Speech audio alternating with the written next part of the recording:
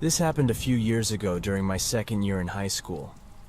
One thing I should mention is that I attended a public high school known as one of the largest in the country with a high graduation rate. Each of the 4 grades had over 1,000 students, and the teaching staff might also be around 1,000 people.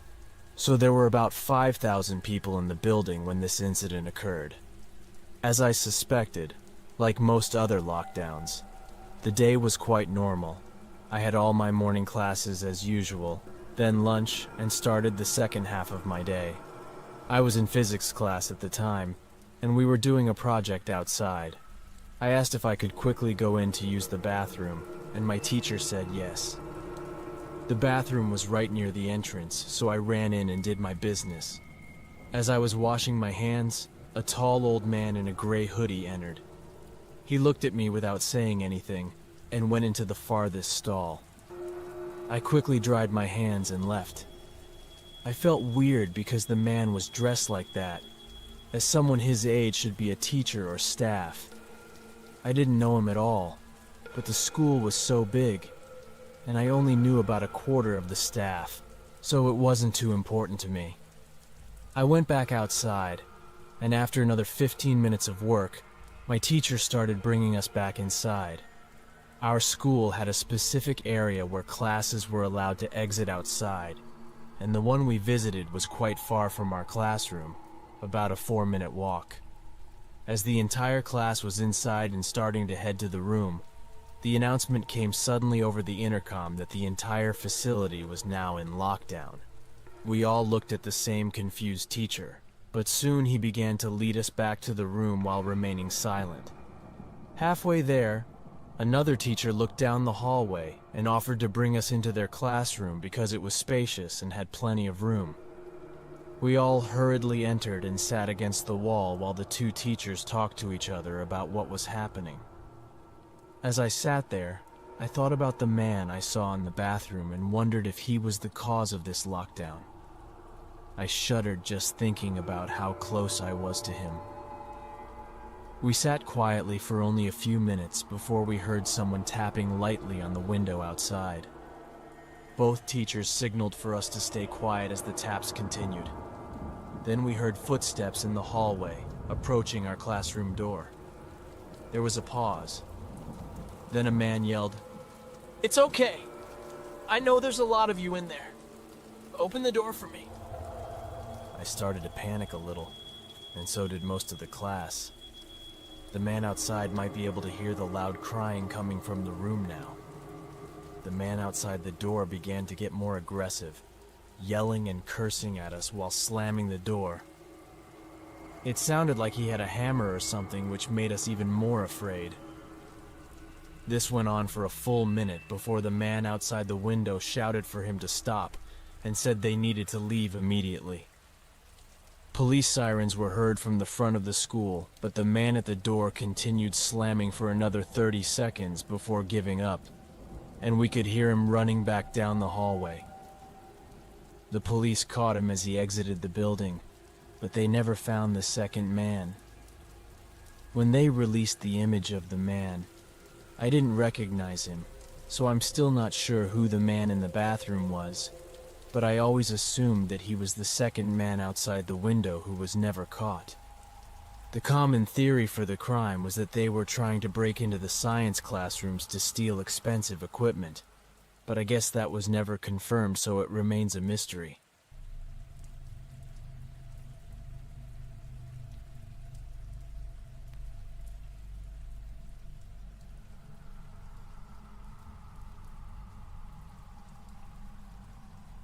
This happened to me 2 years ago, and I know most people never experience lockdown situations, and if they do, it usually happens at school.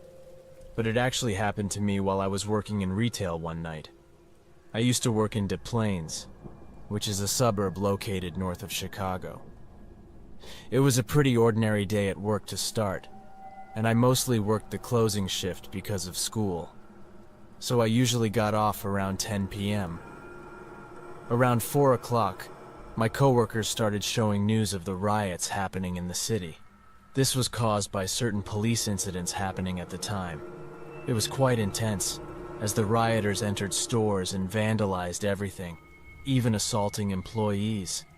I honestly wasn't sure why they were vandalizing the stores, but it was really crazy. By 6 o'clock, the riots and protests escalated, with thousands of people participating and hundreds of stores being destroyed and looted. There were even talks of the unrest spreading to the suburbs of Chicago, including some nearby suburban areas. I definitely stayed vigilant and watched the customers to make sure I was prepared for any possibility. 2 more hours passed, and at this point, it seemed like the whole city was on fire, and some of my coworkers even went home early because they were so nervous. My manager working the night shift was very understanding, and we didn't have many customers coming in either, so he didn't mind them leaving early. I stayed behind because I wasn't too worried and knew I wouldn't get paid unless I stayed. Not long after, I realized that was a mistake. I was stocking products in the aisle on the left side of the store, opposite the main entrance, when I heard some shouting outside. I went to the front of the aisle, where I could see out the window towards the front of the store, and I could see some people running around, but the light from inside made it difficult to see what was happening outside through the window. I started heading towards the store entrance when the intercom came on, and I could hear my manager announcing that the store was now in lockdown and everyone needed to immediately go to the back. Against better judgment, my curiosity led me a little further so I could see out the front door, which at the time I didn't realize had been securely locked. I saw 10 to 15 people running along the windows, banging on the glass, and trying to kick and damage the open doors. It was one of the most shocking things I've ever seen in my life. I immediately started running to the back of the store, seeing other employees and customers doing the same. When I got to the back, I saw my manager guiding people into the large walk-in cooler where we kept deli meats and products. For those who've never worked in a grocery store or another place with a walk-in cooler, this room is basically a large refrigerated cupboard with a big iron door and usually some plastic flaps on it as well. Anyway, I went in. I was probably one of the last people to get in because a few seconds later my manager closed the door and locked it from the inside. I felt pretty safe in there because I knew realistically no one could get in without heavy equipment. But what scared me was how long I would be in there. What if a group of people were waiting outside the door? I'd say there were around 30 to 40 people in there with me, and many of them were really panicking, asking us if the door would hold. My manager tried to reassure them a little, but that's when we started hearing noises from inside the store. Things breaking, falling, shouting, and screaming. I have to admit, hearing those sounds firsthand was truly terrifying. I was trembling as we could hear the sounds getting clearer as they approached the back of the store. Soon, their footsteps could be heard outside the room, and then a few seconds of silence before the door shook as someone tried to open it. I guess they soon realized that the door was locked from the inside, and they began shouting and pounding on it, yelling at us to open the door. We all tried to remain as quiet as possible, but some customers started crying as we could hear more people outside joining in shouting and pounding. One of them even shouted, "This is the police! Open up!" trying to trick us, or make us a laughingstock or something. This went on for about 15 minutes with continuous banging and shouting before it started to slow down. Over the next 30 minutes, it gradually became quieter as most of them shifted their attention elsewhere. Occasionally, someone would come and knock on the door a few times and then leave. It took almost an hour for the police to clear the building and let us out safely. When we got out, the whole store had been vandalized, shelves overturned, and products scattered all over the floor. It was insane seeing the store like that.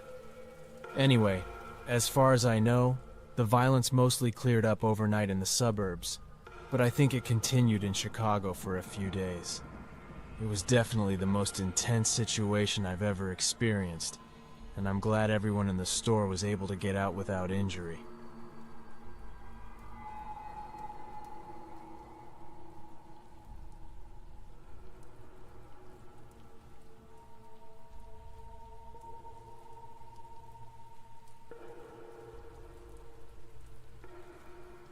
At that time, I was 13 years old and in middle school. Our school was quite small, and nothing had ever happened. So I had never been in a dangerous situation at school before that day. It was the beginning of the day, and I had just arrived in my second period class, which for me was English class. The class proceeded as usual with lectures and reading examples. It was one of my favorite classes because I usually felt bored. However, the class fell silent as we were supposed to read a sample paper. Suddenly, the speaker made a loud beep sound, and the lights turned off. "We are now in lockdown mode. This is not a drill," the speaker blared. Everyone in the class began to look at each other, confused and a little nervous. As I said, I never thought that something would ever happen here. So it was really surprising and confusing to hear that we were in lockdown mode, making me wonder what was actually happening. After a few seconds, my teacher started giving orders, telling us all to line up against the wall next to the door. Then she hurriedly locked the door and turned off all the lights, but I guess the power went out before she could do it herself. Some girls in the class started crying a bit, which I understood because it was quite a stressful and thrilling situation. I'd say almost 10 minutes passed without any sound or anything, when suddenly footsteps could be heard running through the hallway outside our class. As they reached our class, they abruptly stopped. I could feel the entire room holding its breath as we waited, listening anxiously. Then a boy started knocking on the door, pleading to be let into the classroom. I was honestly scared because I couldn't tell how old the boy's voice sounded, and I looked towards my teacher, who looked just as frightened as all of us. She stood up and moved towards the door slowly, looking through the window, then quickly opened the door and let the boy in. I recognized him from just seeing him walking in the hallway before, but we never had a class together. My teacher asked if he was okay, and then told him to sit along the wall with the rest of us. Once we all got situated again, I leaned forward and whispered to him, asking what happened. He said he was in the bathroom during the lockdown, and waited for a while before a middle-aged man came in and started knocking on all the stall doors. It seemed like when the man knocked on his stall door, he crawled under the stall side and ran to escape. Luckily, the man only chased him down the small hallway before stopping. My body suddenly felt cold, as if I had just realized that this was really happening, and we were in real danger from a crazy man. Not even a minute later, clear footsteps were heard approaching our classroom door.